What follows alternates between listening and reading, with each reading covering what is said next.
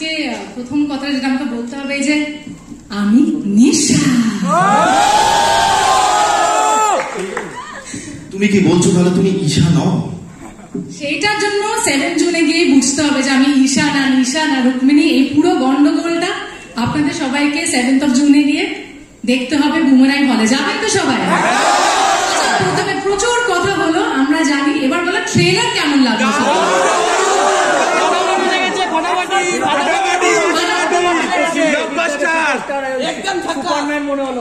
ও তাহলে 1 2 3 4 জিদ্দা এখন সুপারম্যান।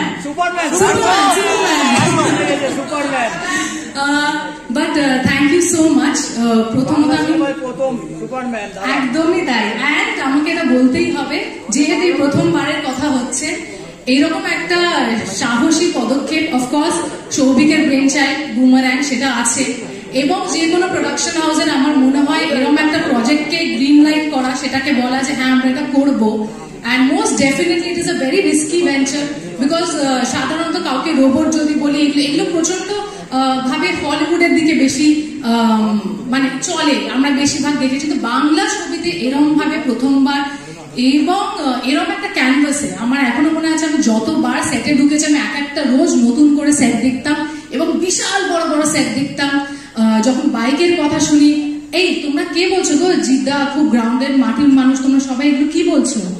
মানুষের তো সারাক্ষণ উঠছে, কি হচ্ছে? বলছে যে আমি উঠবো, এমন উঠবো সুপার বাইকে করে উঠবো, কেউ আমাকে ছুটেই পারবে না, এত ওপরে উঠছে। আর সেটাই থাকুন। Please please Jeet sir, you must always keep flying very very very high.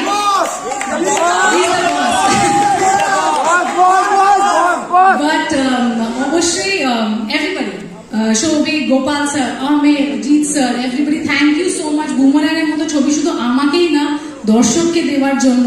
Everybody যারা এই মুহূর্তে এখানে দাঁড়িয়ে আছে, আমি এদের সবার সামনে প্রচন্ড একজন ছোট একজন শিল্পী, এখানে অনেক বড় বড় ব্যক্তিরা দাঁড়িয়ে আছে, আমার ওদেরকে কমপ্লিমেন্ট দেওয়াটাও মনে হচ্ছে যে খুব ছোট ব্যাপার। আপনারা সবাই জানেন এরা কারা।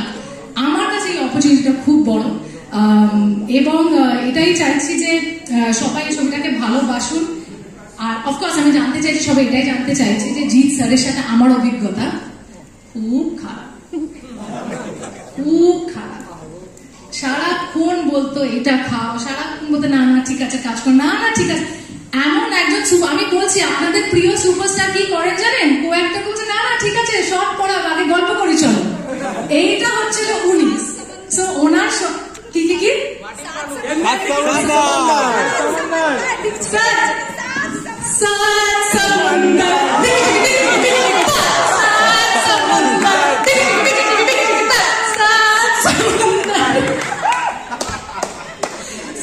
এইটাই আমাদের চলতো।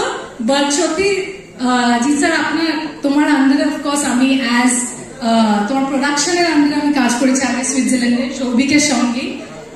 বাট তোমার সঙ্গে কাজ করে আমরা সবসময় বলতাম যে তোমাকে শুধু আমি প্রডিউসার হিসাবেই দেখি, এখন অভিনেতা হিসাবেও দেখলাম। কিন্তু আমার মনে হয় আমার কাছে সব থেকে বড় জায়গা যদি জিৎ মদনানির হয়, সেটা হলো বন্ধুর জায়গা, আর সেটা আমি সারা জীবন